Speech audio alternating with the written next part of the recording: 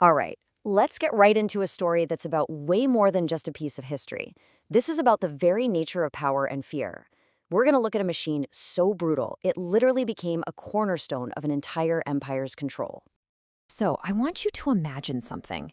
You're being led down a cold, stone corridor, somewhere in Tudor England. The air is so cold you can see your breath, and there's this thick, metallic smell hanging in the air, kind of like old blood. And then you hear it, a sound up ahead. It's slow, rhythmic, a heavy mechanical creak that sounds almost alive, like something monstrous breathing in the dark. It's a sound that promises something absolutely terrible is about to happen. You're in the Tower of London, and you're not just visiting.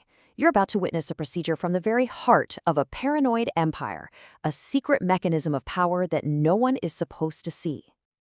Okay, so now we're stepping into the room itself.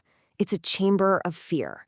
It's circular, lit by these flickering fire pits, and right in the center, waiting like some kind of predator, is this monstrous device. And you see him.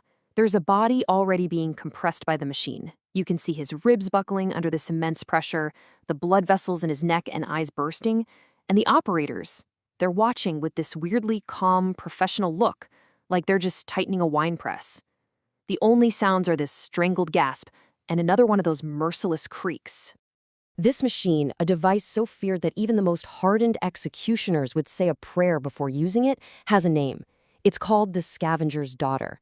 It's an iron frame, basically a cruel parody of the human form hinged to fold a person completely inward on themselves. But here's what's so fascinating. To really understand this thing, you have to know how different it was from what you probably think of when you hear medieval torture. You see, it had a famous and very dark twin. Right. So everyone's heard of the rack, yeah? Its whole purpose was to pull the body apart. Well, the Scavenger's Daughter was its perfect, terrifying opposite. Instead of stretching, it crushed. It was designed to squeeze a person until their bones literally snapped and their lungs couldn't take in any more air. And the mind behind this horrifying invention? Well, that was a man whose name became totally synonymous with fear itself, Sir Leonard Skevington, the Lieutenant of the Tower.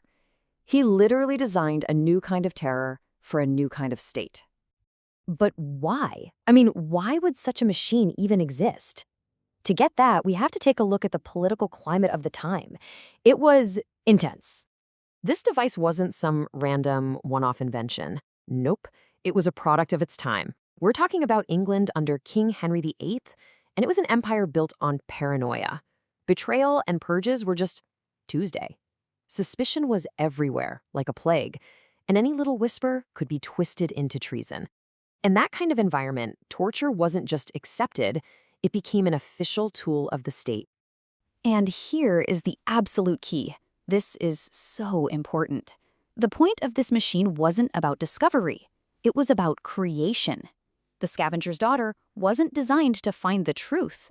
It was designed to force a person to say whatever the state needed them to say. So you start to see the machine's true purpose. It wasn't just a tool. It was theater, a carefully managed performance of absolute power, designed to break not just bodies, but alliances, reputations, and the will of anyone who might think of resisting. And the procedure itself is just chillingly bureaucratic. You watch as a nobleman accused of treason finally cracks. He confesses to conspiring with a foreign ambassador. But the official in charge? He just shakes his head. No, he says, too dangerous. See, that confession is politically inconvenient. So he tightens the screw himself, demanding a different, more suitable confession. After the fabricated, politically harmless confession is finally squeezed out of the man, the official gives this absolutely chilling order to the scribe. Record that the prisoner spoke freely. And just like that, with one sentence, a complete and utter lie is cemented into the official historical record. And this is the moment it all clicks. It's this terrifying realization. The entire spectacle, from the creaking iron to the ink drying on the parchment, is all designed to manufacture politically convenient truths. The empire, you realize, isn't built on truth. It's built on truths it chooses for itself. But the experience isn't over, not by a long shot. You're then taken from that chamber to a place where these manufactured truths are stored and cataloged. This is where the regime's power really takes root. Deep, deep beneath the tower, you find a hidden library. But there are no books here. Instead, it's filled with scrolls, hundreds and hundreds of forced confessions. It's a labyrinth of secrets, a literal graveyard of rewritten lives, each one a quiet tragedy buried under the weight of official ink. And you see the story of a man like Sir Edmund Harrogate, a loyal knight, served the king for 2 decades. His crime, it wasn't betrayal, it wasn't conspiracy. His true crime was that he hesitated. He hesitated when he was asked to speak against a friend. In an age of absolute fear, even a moment of hesitation was proof of disloyalty. And finally, you come face to face with the architect of this entire system, the inventor of the device himself, Sir Leonard Skevington, the man whose very reputation fills the tower like a storm cloud. And he delivers the final, terrifying mission statement. You will write the truth we need, not the truth you see. And with those words, you understand the true horror of it all. The device doesn't just break its victims, it breaks the conscience of everyone who serves it, from the torturer all the way down to the scribe. Which leaves us with this profound and, frankly, chilling question.